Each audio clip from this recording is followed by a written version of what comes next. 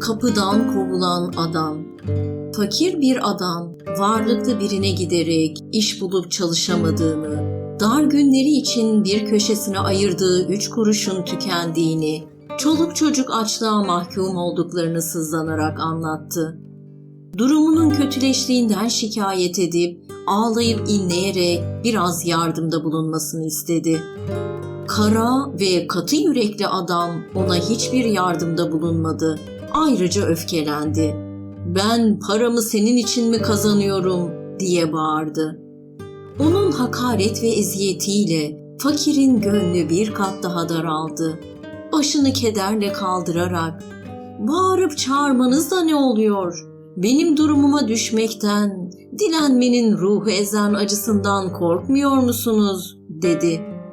Yoksulun verdiği cevap karşısında öfkesi daha da artan zengin, fakiri yeniden azarladı. Sonunda "Defol kapımdan!"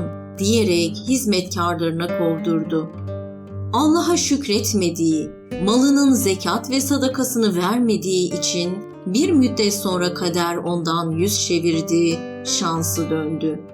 Gurur ve kibirle herkesi küçük görmesi başına felaketler getirmeye başladı.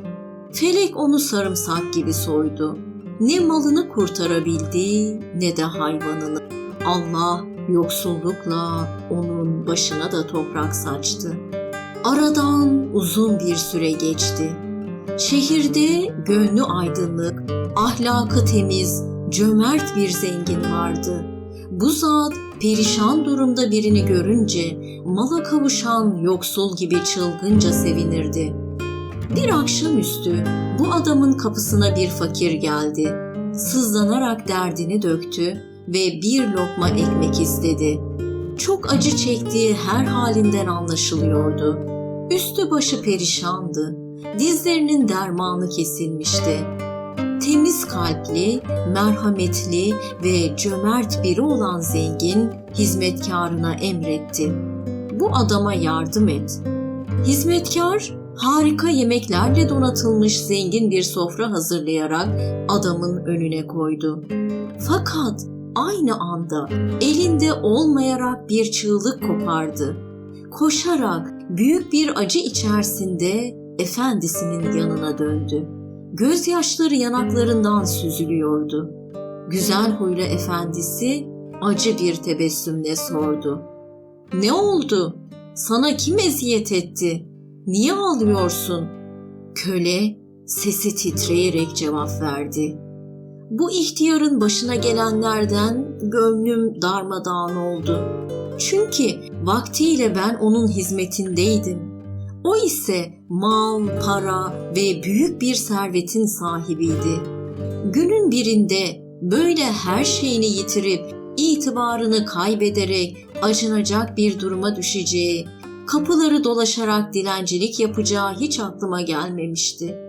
Efendi acı acı güldü. "Oğlum, bu ona eziyet sayılmaz. Bu adam hani o asık suratlı, gurur ve kibrinden başı göklere değen tüccar değil miydi? Ben de onun bir gün kapısından kovduğu yoksul adamım. Allah'ın takdiri onu bugün benim durumuma getirdi. Bana da talih gülümsedi, yüzümden kederin acısını sildi. Yüce Allah eğer hikmetiyle bir kapıyı kaparsa, rahmetiyle başkasını açar. Nice azıksız fakirler doymuşlar, nice zenginlerin yolunda giden işleri alt üst olmuştur.